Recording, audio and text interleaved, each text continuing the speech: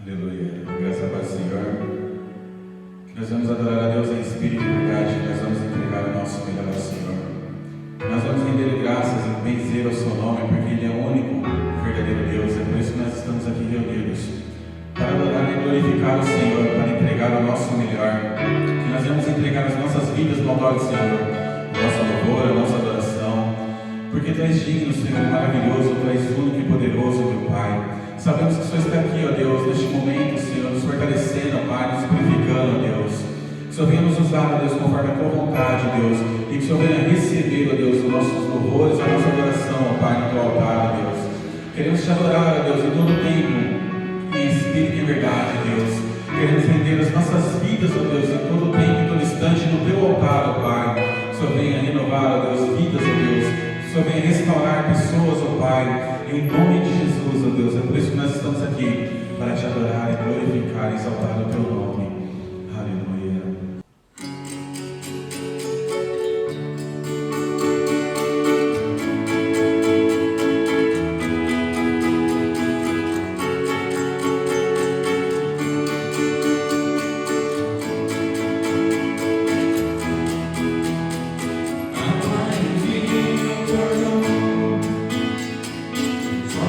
Céu, amém.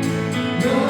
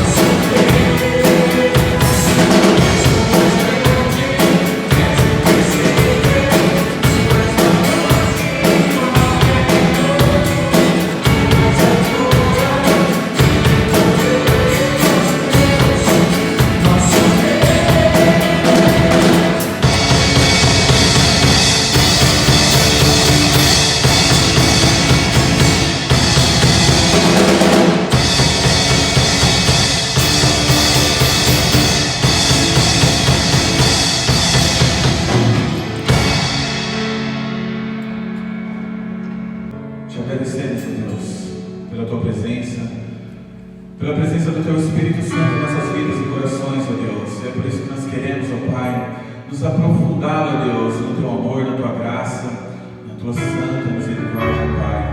Queremos nos encher, ó Deus, e nos fortalecer no nosso dia a dia, meu Pai, da Tua presença e da unção do Teu Espírito Santo até transbordar, ó Deus, para que o Teu nome seja glorificado, Senhor, para que o Teu nome seja exaltado, para que vidas, ó Deus, venham a ser alcançadas, ó Deus, através das nossas vidas, ó Pai. Então venha, Senhor, nos fortalecer e saciar a nossa sede, Pai, em nome de Jesus, ó Deus.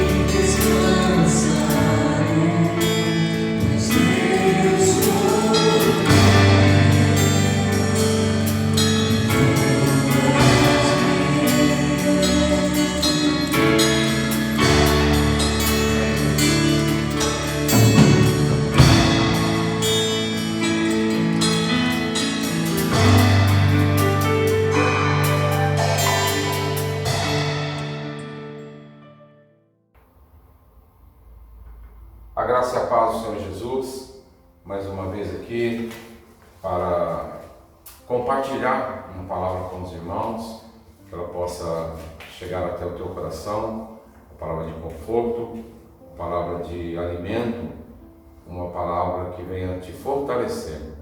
Eu quero orar com você nesse momento. Eu quero crer que você já está aí na sua casa, com a sua família, aqueles que as têm, e que possam estar nesse momento se unindo em oração, falando ao Senhor, na esperança de que Deus, através do Espírito Santo, possa alcançar no teu coração e trazer alento para você nesta noite. Essa é a minha oração, em nome de Jesus. Vamos orar?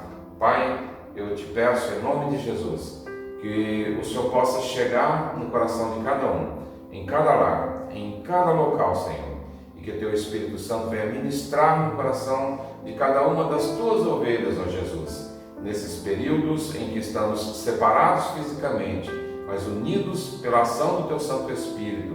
O Senhor que conhece, o Senhor que sabe, o Senhor que vê, o Senhor que pesa, o Senhor possa enviar, meu Deus, o teu alimento espiritual nesta noite, para que cada um possa ser tocado, alimentado, curado, Senhor, fortalecido pela tua palavra, que eu te peço, em nome de Jesus Cristo, teu Filho amado. Amém, Jesus. Quero compartilhar com você essa mensagem, intervenções divinas nos pontos finais. Às vezes nós chegamos num ponto da vida em que há um ponto final, mas Deus faz uma intervenção, Ele coloca uma vírgula e Ele então continua escrevendo a história.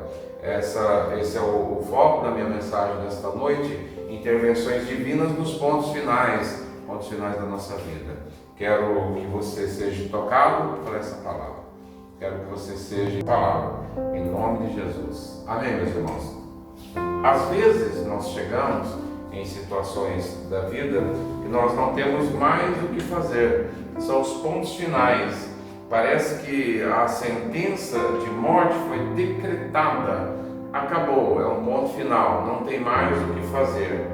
Os sonhos se foram, as esperanças terminaram, não há mais para onde ir, nós pensamos, realmente acabou, eu não sei mais o que fazer. E nesses momentos que há um ponto final numa situação da nossa vida, o que nos resta é apenas o medo e o desespero de pensar que acabou, findou-se, já não há mais o que fazer. A pergunta é, o que fazer diante de um quadro assim? Um quadro onde você vê claramente que é um ponto final, que tudo acabou, ou nós pensamos que tudo acabou, que não há mais o que fazer. O que fazer diante de um quadro assim? Como cristãos, é certo que nós não estamos isentos, nós não estamos imunes dos maus dias, dos acontecimentos, dos acidentes da vida. Nós não estamos imunes enquanto cristãos. Nós passamos por essas dificuldades, por esses sofrimentos também. E passamos por muitas dificuldades, sejam em qual área for da nossa vida. Somos sujeitos a isso, a ter que enfrentar momentos difíceis na nossa vida. A vida é cheia de lutas, a vida é cheia de dificuldades, a vida é cheia de problemas, a vida é cheia de obstáculos e muitas vezes por períodos que realmente são difíceis. Passamos não apenas um dia, mas um período de dificuldade na vida. E esses períodos minam a nossa força, esses períodos minam a nossa fé, esses períodos minam a nossa esperança. Irmãos, Jesus nos afirmou: no mundo tereis aflições, no mundo vocês vão ter problemas, no mundo vocês vão ter dificuldades.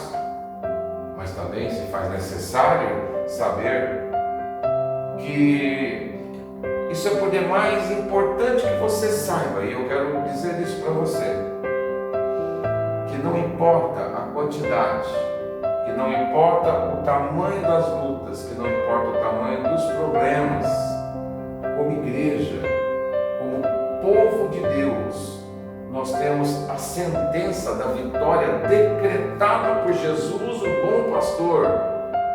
Nós temos a sentença de vitória decretada por Jesus lá na cruz do Calvário, quando Ele diz: Pai, está consumado. Eles são meus, a minha igreja, eles foram libertos, eles foram salvos através do sacrifício de Jesus na cruz.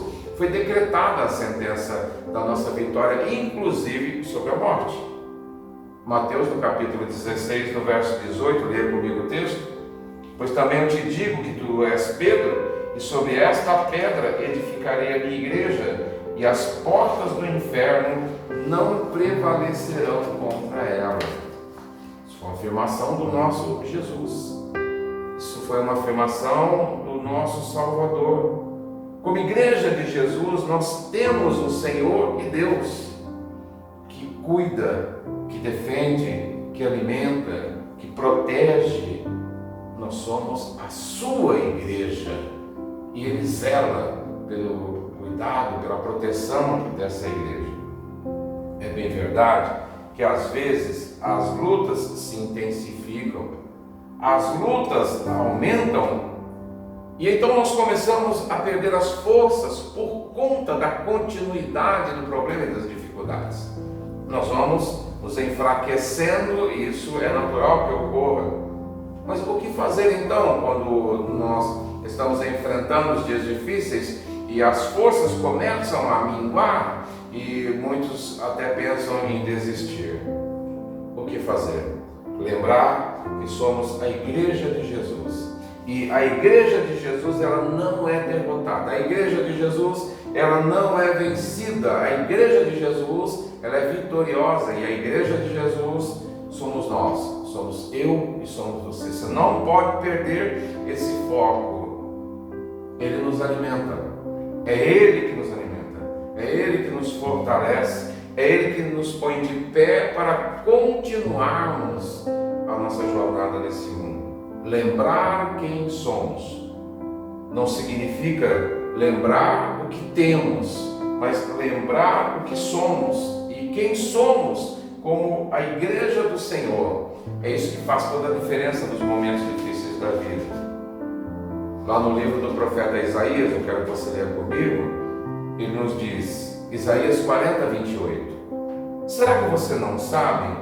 Nunca ouviu falar? O Senhor é o Deus eterno, o Criador de toda a terra. Ele não se cansa, nem fica exausto. Sua sabedoria é insondável. Ele fortalece ao cansado e dá grande vigor ao que está sem forças. Você pode estar cansado, mas o teu Deus não. Você pode estar preocupado, mas o seu Deus não. Ele sempre tem a resposta, ele sempre tem a solução. Jó, ele perdeu tudo. Você sabe a história. Jó perdeu seus bens, perdeu sua família, perdeu a saúde. Mas mesmo no chão, ali doente, esquecido, ele tinha uma convicção que o mantinha vivo e esperançoso. O que manteve Jó ainda vivo ali, mesmo tendo passado por tudo que passou? Olha, quando você lê o livro lá de Jó, a sua mulher diz para ele: amaldiçoa-se Deus e desiste, morra. Você não tem mais esperança, foi colocado um ponto final na tua vida, Jó. Não há mais o que fazer. Isso foi uma sentença da sua esposa, uma recomendação da sua esposa. Eu estou vendo o teu sofrimento, não tem mais o que fazer, morra. É como se ela estivesse dizendo: o teu único caminho, a tua única solução, Jó, é a morte. Os seus amigos, quando vêm visitar, ao invés de confortá-lo, o acusam, dizendo que tudo aquilo era fruto de algum pecado que ele havia cometido. Mas Jó, ele sabia quem ele era. Ele não sabia explicar a razão da sua grande luta. Ele não sabia explicar a razão por que tudo aquilo havia ocorrido na sua vida. Mas sabia que Deus não o tinha abandonado. Essa era a convicção que mantinha Jó firme, crendo que não havia sido colocado um ponto final, que Deus faria uma intervenção. Ele tinha essa convicção e é o que o mantinha vivo e esperançoso. Ele mesmo declara isso, lá no livro de Jó, no capítulo 19, verso 25. Leia comigo. Eu sei que o meu Redentor vive, e que no fim se levantará sobre a terra. E depois que o meu corpo estiver destruído e sem carne, verei a Deus. Eu verei com os meus próprios olhos, eu mesmo e não outro, como anseia no meu peito o coração. Veja o que ele está dizendo. Apesar de todo o seu sofrimento, apesar de tudo que havia acontecido, apesar da sentença da sua esposa, apesar da acusação dos seus amigos, ele dizia: no meu peito há um coração que está ansioso por saber que Deus fará uma intervenção na minha vida. Veja que afirmação. Uma afirmação de coragem, de esperança, de certeza, vinda de um homem na situação em que Jó se encontrava. Satanás, ele tirou tudo que Jó possuía, mas ele não pôde tirar a fé que estava no coração de Jó, a certeza que estava no coração de Jó de que Deus faria uma intervenção na sua vida. Fé que estava no coração de Jó, essa fé muito mais preciosa do que todos os bens que ele havia perdido, fé muito mais preciosa do que a saúde que ele havia perdido. Ele guardou essa fé. Por isso, meus amados, por mais difícil que possa estar, lembre-se, você tem um Deus que intervém nos pontos finais da sua vida. Quando tudo pode estar dizendo acabou, tem um ponto final, Deus tem poder para fazer uma intervenção e continuar a sua história. Eu quero ler um texto com você, onde nos relata a situação crítica de um outro homem, mas que Deus interveio e mudou toda a sua vida. E o que esse homem fez para que isso acontecesse? Leia comigo, Isaías capítulo 38, a partir do verso de número 1. Naqueles dias, Ezequias ficou doente à beira da morte. O profeta Isaías, filho de Amós, foi visitá-lo e lhe disse: assim diz o Senhor, ponha a casa em ordem, porque você vai morrer. Você não se recuperará. Ezequias virou o rosto para a parede e orou ao Senhor: lembra-te, Senhor, de como tenho te servido com fidelidade e com devoção sincera, e tenho feito o que tu aprovas. E Ezequias chorou amargamente. Então a palavra do Senhor veio a Isaías: vá dizer a Ezequias, assim diz o Senhor, o Deus de seu antepassado Davi: ouvi sua oração e vi suas lágrimas, acrescentarei 15 anos à sua vida. Foi decretada a sentença de morte contra o rei Ezequias, e decretada pelo próprio Deus. Arrume a sua casa. Mas é interessante nós olharmos para esse texto, porque havia uma promessa de Deus para a descendência de Davi, e Ezequias era um descendente de Davi. E Deus havia dito que nunca faltaria um descendente de Davi na linhagem real. E nesse momento em que Deus diz, através do profeta Isaías, que ele iria morrer, ele não tinha filhos. Bom, então se ele não tinha filhos, ele ia morrer, e essa promessa de Deus não se cumpriria, porque não haveria um descendente do rei Davi no reinado de Israel. Então Ezequias se pergunta: será que Deus iria falhar? Será que Deus não ia cumprir a promessa que ele fez a Davi, de que sempre haveria alguém da linhagem de Davi como rei de Israel? A palavra também diz para mim e para você, nós temos uma promessa de Deus. Lembre-se quem você é. Deus, ele intervém na sua vida, Deus, ele intervém nas suas dificuldades, Deus intervém na vida da sua igreja. Deus, ele foi misericordioso com Ezequias, ele interveio e ele mudou a sentença de morte. Mas o que fez com que Deus mudasse essa sentença sobre a vida de Ezequias? Porque nós sabemos que o nosso Deus, ele não muda. Ele é o mesmo ontem, hoje e eternamente. Ele te ama tanto quanto amou o rei Ezequias para ter intervido na sua vida. Ele te ama tanto quanto amou Davi tanto quanto amou Salomão. O amor de Deus, ele é igual para todos os seus filhos gerados em Cristo Jesus.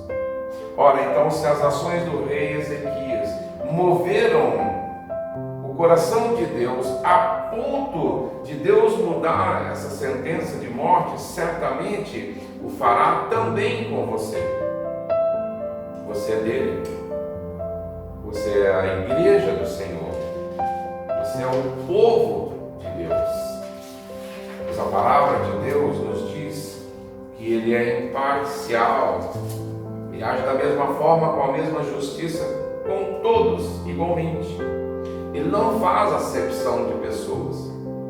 Ele não amou mais a Ezequias para mudar a situação dele e não mudar a tua. Ele não faz acepção de pessoas. Ele não olha para Ezequias ou Davi ou Salomão e diz: eles são melhores do que eu, do que você. Não, nós somos todos filhos e Deus ama igualativamente todos como filhos. Se ele interveio na sentença e mudou a sentença de Ezequias, ele mudará a sua também.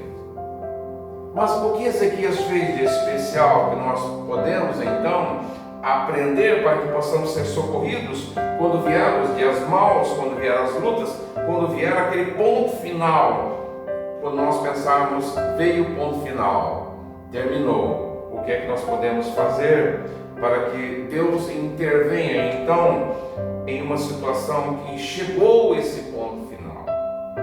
Em primeiro lugar, meu amado, eu quero que você saiba que nós precisamos aprender que a oração é o mais poderoso recurso que nos foi dado por Deus. A oração é o mais poderoso recurso que o ser humano possa receber. Ezequias, ele poderia ter feito tantas coisas. Ele era rei, ele mandava, ele tinha recursos, ele poderia ter usado todos os recursos para tentar mudar a sua situação. Mas ele poderia também se revoltar, como muitos se revoltam hoje, sendo igreja do Senhor. Muitos se revoltam e perguntam a Deus: Deus, por que eu estou passando por isso? Por que eu estou sofrendo dessa maneira? Ele poderia ter se revoltado e dito: Deus, mas por que, Senhor?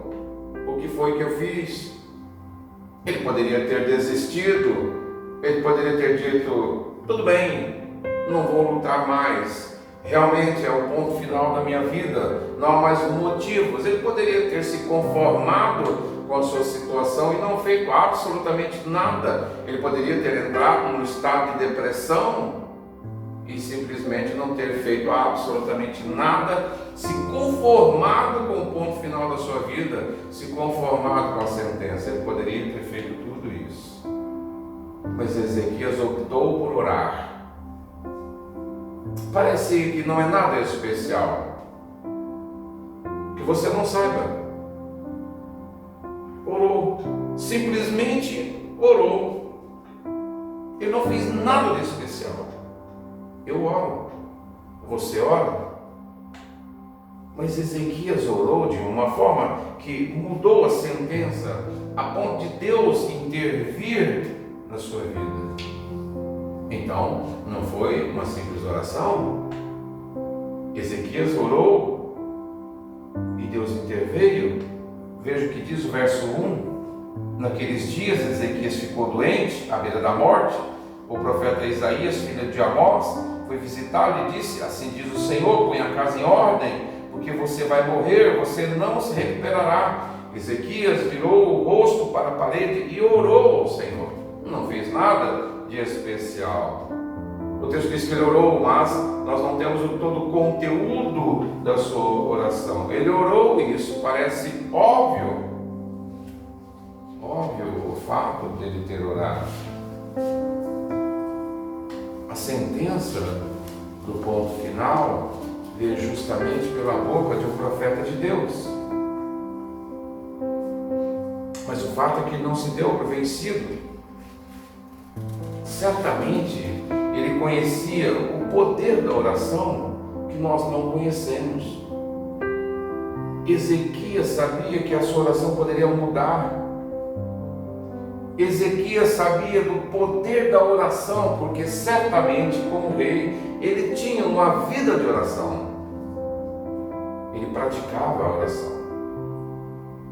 Irmão, só quem tem intimidade com Deus, no lugar secreto da oração, ele sabe que a morte pode ser vencida através da oração. Que para a oração não há limites. O Senhor Jesus disse: tudo é possível ao que crê. Se nós cremos, então, enquanto estamos orando, tudo é possível, inclusive vencermos a morte. Meus irmãos, talvez já tenham decretado a morte dos teus sonhos nesses dias em que nós estamos passando por essas dificuldades no mundo todo. Quantos sonhos foram abortados? Quantos sonhos foram destruídos? Quantas vidas destruídas? Quantas carreiras destruídas? Quantos pontos finais? Talvez já tenham decretado o final dos teus planos, que tão cuidadosamente você planejou ao longo da sua vida, mas que agora precisa ser revisto. Talvez possa ser que as tuas esperanças de dias melhores já estejam na UTI, em estado terminal. Você pensa: não há mais jeito. Talvez já tenham lhe dito: arrume a sua casa, arrume a sua vida, é um ponto final.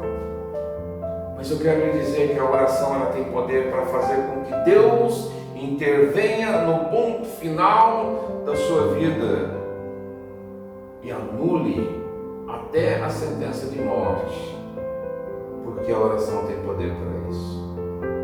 Talvez você não tenha construído ainda o teu cantinho de oração, aquele lugar para que você possa encontrar-se com Deus diariamente e falar ali com o Senhor a respeito das suas dificuldades, compartilhar com o Senhor. Talvez você se desculpe dizendo que lhe falta tempo, disposição, ou mesmo que não saiba orar. Talvez não saiba o quanto a oração é poderosa em seus efeitos. Se é esse o seu caso, bem, nós podemos começar aqui e agora mesmo, assim como Ezequias orou. Talvez não lhe reste fazer mais nada, não tenha sobrado nada como Jó, mas saiba, você tem um Deus que ouve a oração sincera. Você tem um Deus que intervém nos pontos finais da vida. Olha agora comigo. Aí onde você está, com quem você estiver. Talvez você esteja aí na sua casa, junto com a sua família, numa tensão, pensando o que vai ser dos dias futuros, o que vai ser dessa situação. Eu quero te convidar para orar nesse momento, junto com a tua família, ou mesmo sozinho, se assim você estiver. Se há algo te perturbando, tirando a tua paz, dizendo que tudo acabou, que não há mais solução, eu quero orar com você nesse momento, para que Deus intervenha da mesma forma que Ele interveio na vida do rei Ezequias. Abaixe a sua cabeça, fale com o Senhor, o Deus de Abraão, o Deus de Isaac, o Deus de Jacó, o Deus de Ezequias, Ele vai te ouvir. Ore comigo nesse momento. Ó Deus de Ezequias, ó Deus de Abraão, de Isaac, de Jacó, ó Deus de Davi, o Senhor é bondoso, o Senhor é misericordioso. Nós estamos aqui, Senhor, orando da mesma forma que Ezequias orou naquele dia. Ele virou-se para a parede, ele chorou, Senhor, e fez uma oração sincera. Nós estamos aqui, Senhor, com o nosso coração aberto diante do Senhor, crendo que o Senhor pode dar continuidade à nossa vida, Senhor, aos planos. O Senhor pode todas as coisas, porque o Senhor é Deus. Não há nada que o Senhor não possa fazer. E nós cremos, Senhor. Por isso oramos. Nós cremos, ó Deus, no Teu poder. Por isso clamamos a Ti nesse momento. Venha com o Teu poder. Que o Teu Espírito Santo, Senhor, possa tocar em cada um que está orando nesse momento, sinceramente, abrindo o seu coração, desejando que o Senhor faça uma intervenção e mude essa história, Senhor. Mude o futuro.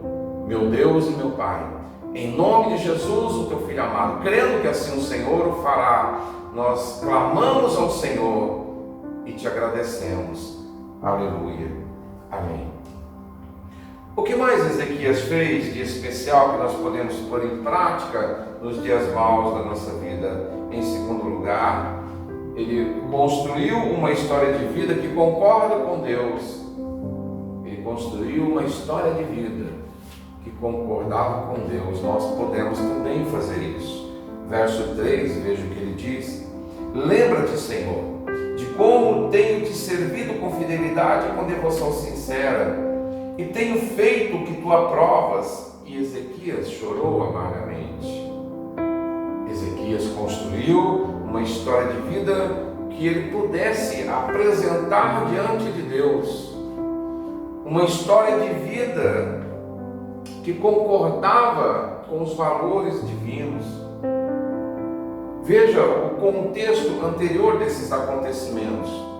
O que Ezequias fez antes desses acontecimentos, para que ele pudesse ter essa segurança de ir diante de Deus e apresentar uma história de vida que concordava com todos os mandamentos de Deus. Leia comigo 2 Reis, capítulo 18, verso 5. Ezequias confiava no Senhor, o Deus de Israel. Nunca houve ninguém como ele entre todos os reis de Judá, nem antes e nem depois dele. Ele se apegou ao Senhor e não deixou de segui-lo. Obedeceu aos seus mandamentos, aos mandamentos que o Senhor tinha dado a Moisés. Veja o verso 7 que ele diz: e o Senhor estava com ele, e ele era bem sucedido em tudo o que fazia. O Senhor estava com ele e era bem sucedido em tudo o que fazia. Muitos cristãos têm dificuldade de orar justamente porque o seu espírito diz para ele, no momento em que ele vai orar, em que falta algumas coisas na sua vida e que algumas coisas não estão em conformidade com a vontade de Deus na sua vida, nos seus dias, nas suas ações. Ele não tem uma história de vida para apresentar diante de Deus. Muitos, a sua história não é boa. Deveria ser, porque conhece agora a verdade do Senhor. E Jesus nos libertou para escrevermos uma nova história. Mas talvez ele não tenha se dado conta ainda. E a sua história não é boa. Ele não tem apego ao seu Deus, ele não tem prazer em estar com o seu Deus em oração. Por isso ele não tem uma prática diária de oração, de estar diante do Senhor. Irmãos, quando nós vamos pleitear alguma vaga numa empresa, por exemplo, nós precisamos apresentar o nosso currículo, e aí ali no nosso currículo nós falamos daquilo que nós possuímos de sabedoria, de ensino, de qualificação profissional. Nós escrevemos ali. E o que nós temos para falar diante de Deus em relação à nossa vida, em relação à nossa história de vida? Podemos falar como o rei Ezequias: lembra-te, Senhor, lembra-te da forma como eu tenho vivido, lembra-te do que eu tenho feito. O verso 13 ele diz isso: lembra-te, Senhor, de como eu tenho te servido com fidelidade e com devoção sincera. Fidelidade e devoção sincera. Ser fiel ao Senhor na nossa maneira de viver. Uma devoção sincera, realmente uma adoração sincera. Nós precisamos construir uma história de vida que concorde com Deus, que concorde com o desejo de Deus, que concorde com os ensinamentos de Deus. Nós precisamos construir a nossa história de vida pautado nas verdades divinas. É necessário que o cristão crie um vínculo de fidelidade e devoção a Deus no seu relacionamento com Ele. Isso é construído. Se nós pretendemos obter resposta quando clamarmos a Deus nas nossas orações, se pretendemos entendemos que Deus intervenha de uma forma efetiva, milagrosa, nos pontos finais da nossa vida, nós precisamos construir isso ao longo dos nossos dias, da nossa vivência. Certamente algo que Ezequias fez de especial, que pesou na decisão de Deus para intervir na sentença de morte e que podemos praticar em terceiro lugar, é que ele viveu comprometido com os propósitos divinos. Ele firmou um comprometimento com o Senhor, de viver segundo os propósitos divinos. O verso 3 ele diz: lembra-te, Senhor, de como tenho te servido com fidelidade e com devoção sincera, e tenho feito o que tu aprovas. Quando nós observamos esta fala, e quem é que está falando isso? Ezequias, ele era rei de Israel, e os reis naquela época, eles mandavam soberanamente. Eles tinham o poder de mandar matar, de mandar prender, de mandar soltar, de dar cargos para as pessoas. Eles não precisavam, como rei, dar satisfação a ninguém, eles eram soberanos, eles podiam fazer. Não era como hoje, que um presidente ele tem os seus poderes limitados, ele tem que mandar para o Congresso, tem que mandar para a Câmara dos Deputados para que seja aprovado. Ele não é soberano, mas naquela época, às vezes, mandava, estava mandado. Mas Ezequias, na sua fala, ele se põe como servo de Deus. Ele diz no verso 3: lembra-te, Senhor, de como tenho te servido com fidelidade e com devoção sincera. Porque ele está dizendo: eu coloquei o meu reinado à disposição da tua vontade. O meu reinado, o meu cargo de rei de Israel é para te servir, Senhor. Não é para o meu deleite. Não é para eu me regozijar no cargo de rei, mas para te servir. Ele não coloca como servir a Deus como uma obrigação, mas como uma fidelidade a ser seguida e uma devoção sincera. Como nós temos vivido as nossas vidas, irmãos? Temos vivido comprometidos com os propósitos divinos? Ou buscamos na nossa vida os nossos interesses próprios? Quando nós pleiteamos, e aí vai para os jovens, não é?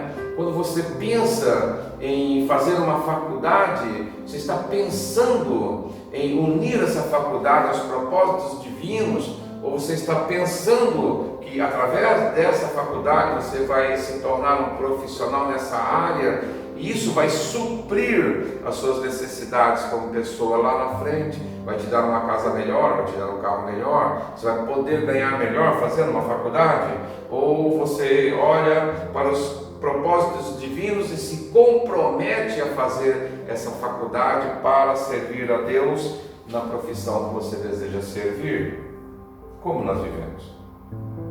Como nós vivemos com a devoção?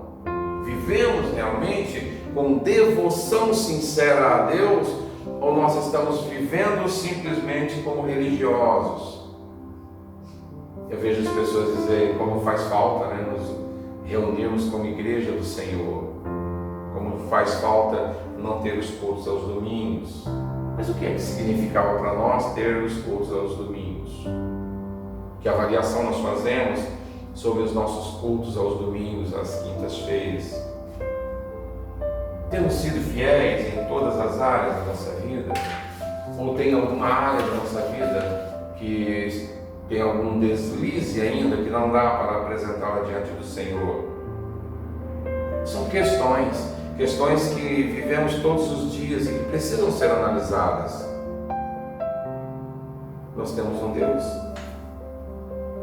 O que é que nós estamos buscando na vida?